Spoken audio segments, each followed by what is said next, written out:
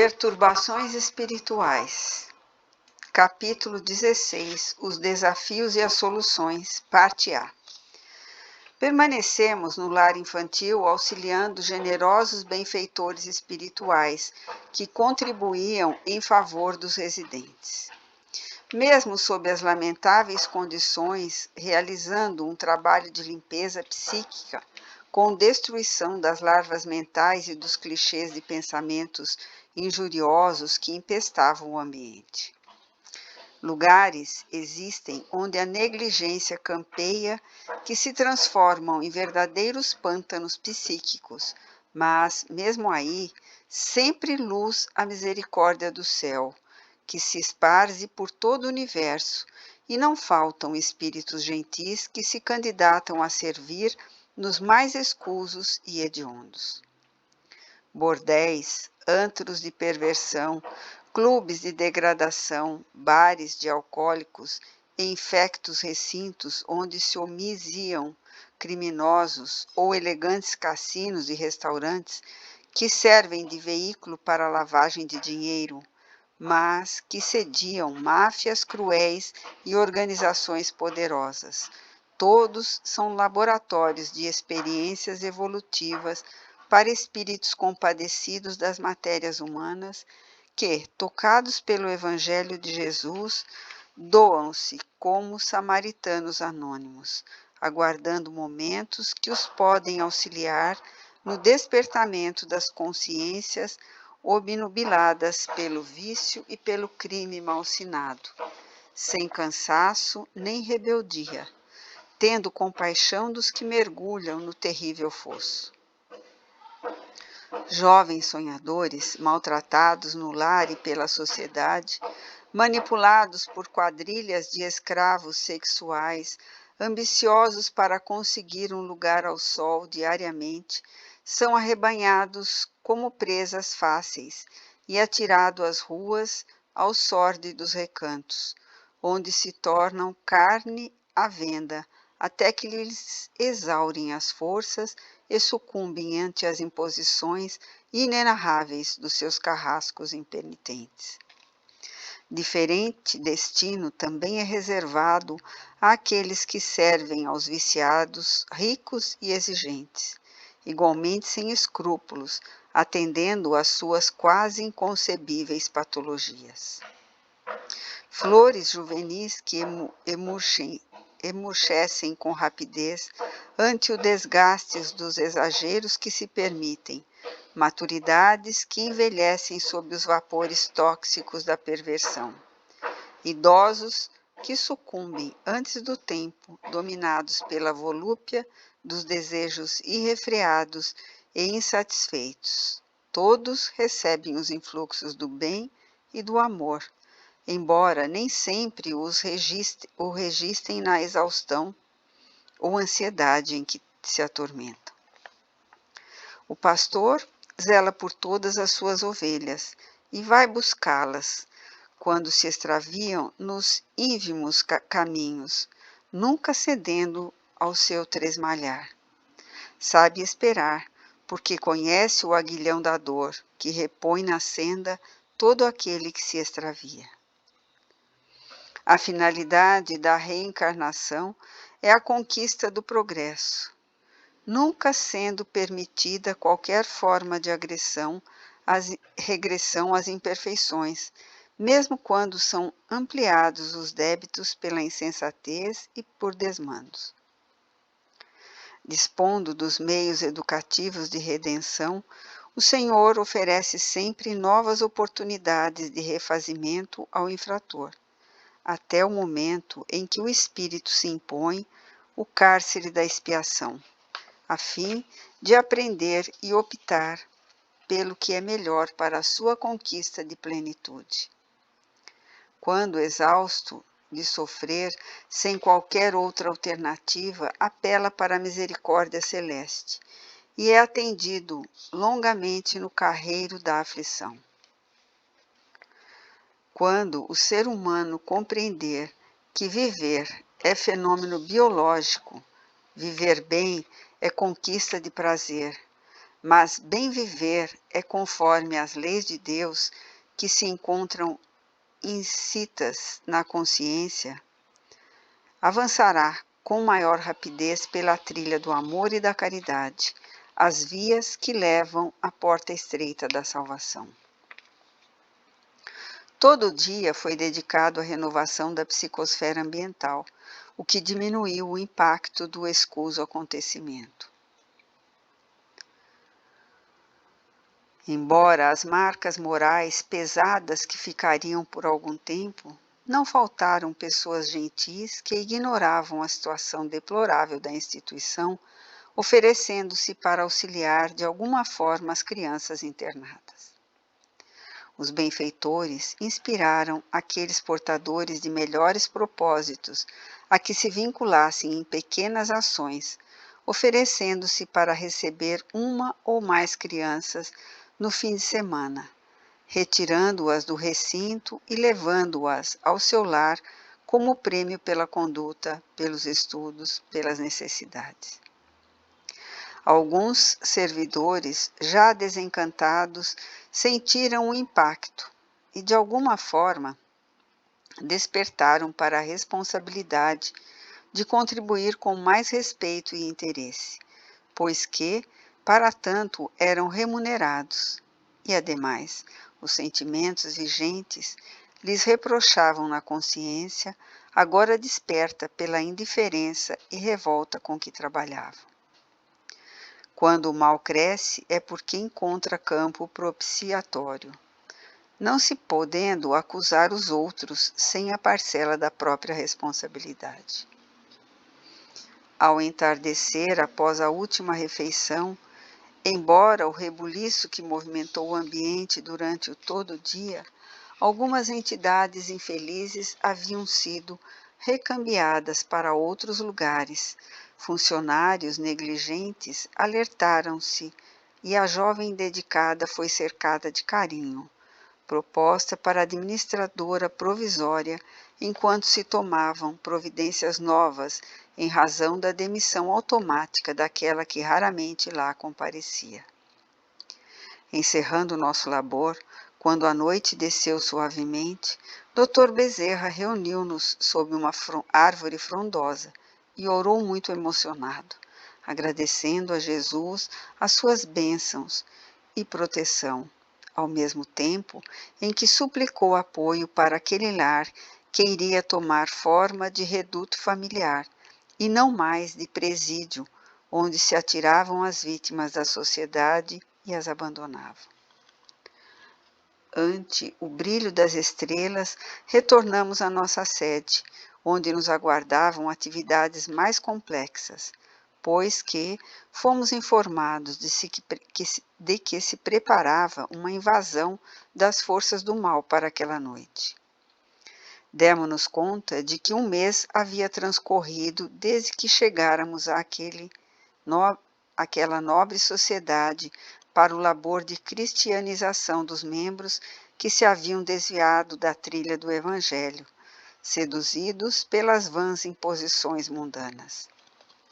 Inúmeras outras atividades haviam nos chamado a atenção, fora das que vimos relatando, todas vinculadas ao programa de cristianização das criaturas humanas e de devotamento aos valores éticos propostos pelo Espiritismo.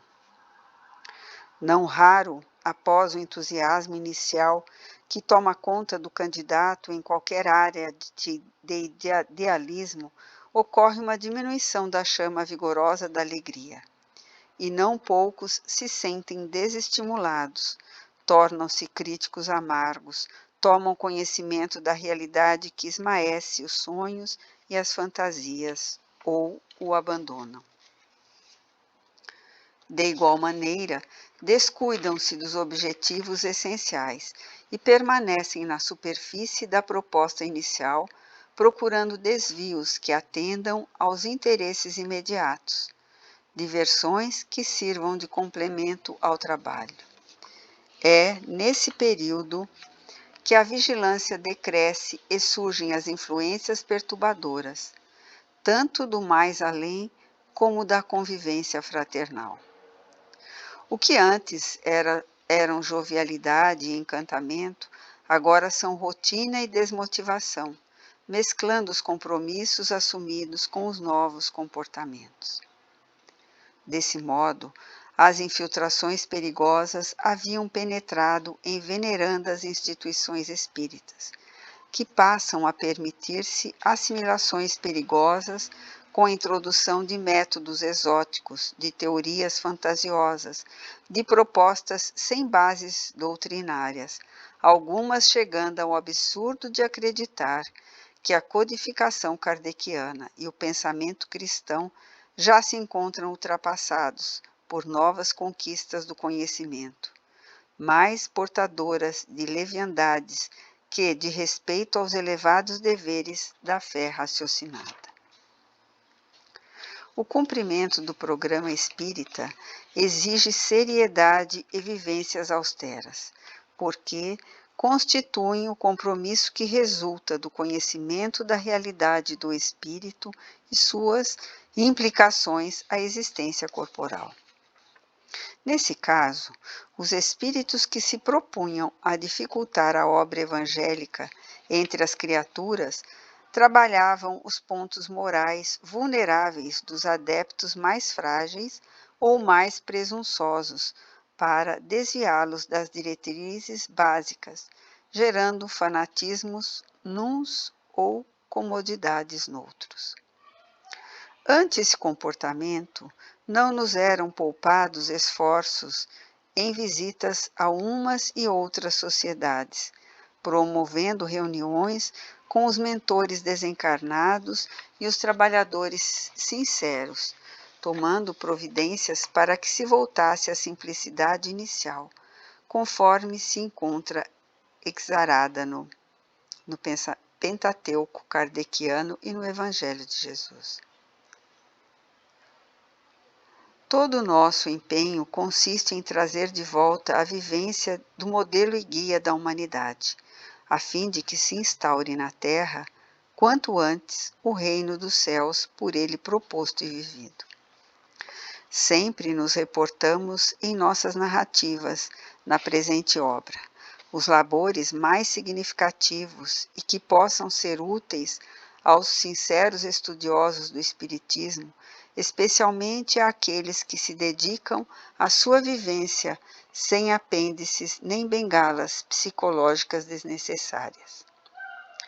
O Espiritismo é uma âncora de segurança para a barca da fé na imortalidade, e fora dela são bem pouco seguros instrumentos reveladores da continuidade da vida após o túmulo, pois que é, sem dúvida, o Consolador que Jesus prometeu. Ante a perspectiva dos novos serviços, uma radiosa alegria dominou-nos a todos. A expectativa em torno do trabalho específico de desobsessão coletiva, sempre desafiador, pôs-nos em atitude propiciatória à sua execução. Pouco antes das 20 horas, o irmão Elvídio convidou-nos a um encontro, em cuja oportunidade explicou que os discípulos do Mulá e alguns rebeldes judeus haviam concertado um plano de ataques a instalações que nos albergavam, utilizando-se de um hábil estratagema. Pouco distante da sede das nossas atividades, havia uma espécie de Cracolândia, onde se encontravam adolescentes viciados, adultos sem teto, traficantes inescrupulosos, ébrios costumazes sob a falsa vigilância de alguns policiais inescrupulosos que também os exploravam, com propinas para deixá-los à vontade. Era um lugar perigoso, porque os seus membros encontravam-se em lamentável estado de degradação da saúde sob qualquer aspecto considerado. Alguns eram verdadeiros fantasmas desfigurados. Outros haviam perdido o equilíbrio emocional e ficavam atirados ao chão entre uma e outra dose mais devoradora. Os passantes, não poucas vezes, mesmo evitando qualquer aproximação, eram insultados ou agredidos. O vampirismo espiritual ali reinava soberano, mediante o qual não se saberia dizer qual o mais infeliz e dependente, se o ser reencarnado ou seu explorador psíquico, que se acoplava de maneira a absorver-lhe todas as energias e vapores eliminados pela drogadição. Para que culminassem o atrevimento, reuniram alguns hábeis obsessores que se misturaram com os dependentes viciados e estavam telementalizando-os para um ataque massivo durante a reunião doutrinária, com objetivos de furto e pânico entre os frequentadores. Uns 8 a 10 doentes, naquele momento, seguiam em direção ao edifício guiados por um terrível algoz desencarnado que viera diretamente das furnas onde se recolhia. O diretor espiritual havia inspirado o presidente da casa, o irmão Ovídio, para que reforçasse as defesas do salão, colocando vigilantes cuidadosos e que estivessem prontos à interferência tranquila ao primeiro movimento de perturbação, ou mesmo evitando que os agressores se adentrassem no recinto. Convidou-nos a dirigir-nos à sala de conferências, onde seria estudado naquela noite o capítulo 13 de O Evangelho segundo o Espiritismo. Não saiba a vossa mão esquerda o que dê a vossa mão direita. O item fazer o bem sem ostentação. A expositora era a irmã Vicença, a médium devotada, cuja existência constituía um verdadeiro patrimônio evangélico, graças às suas renúncias, abnegação e devotamento ao bem e na ação luminífera da caridade. Buscamos o recinto formoso e acomodamo-nos próximos à mesa de trabalhos, onde se encontravam o irmão Ovídio, a convidada e mais 2 membros diretores da instituição.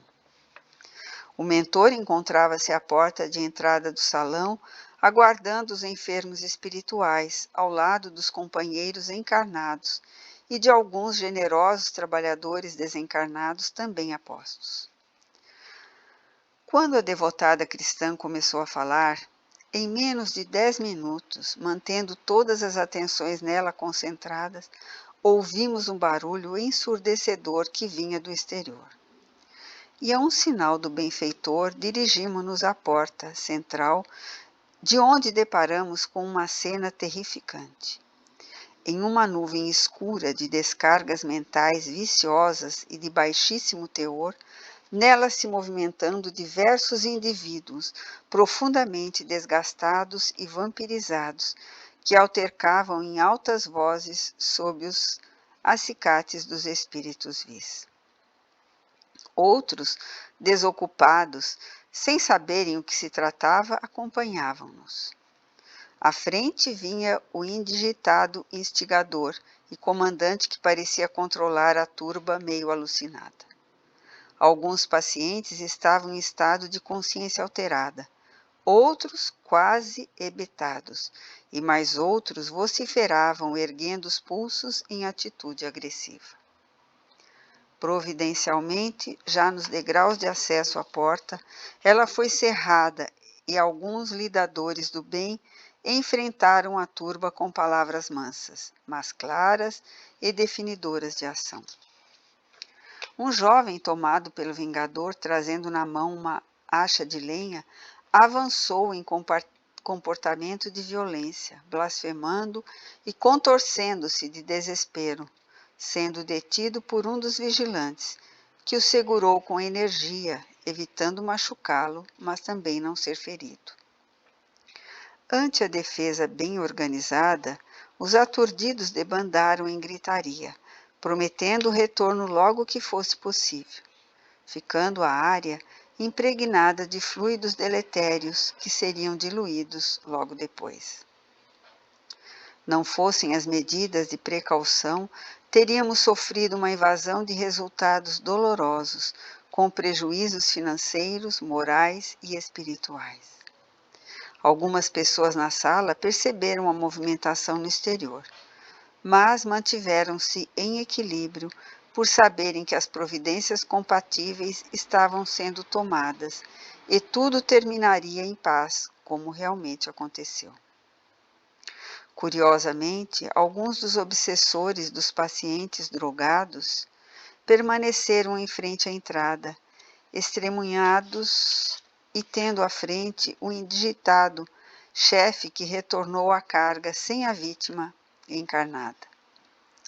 E porque as defesas espirituais estivessem cuidadosamente carregadas de energia que lhes dificultavam a entrada, o irmão Elvídio abriu um corredor vibratório, por onde se adentraram como se for uma conquista deles, incapazes de retroceder, ali permanecendo enquanto a expositora falava sobre a caridade para com os infelizes e perturbadores, os inimigos do bem.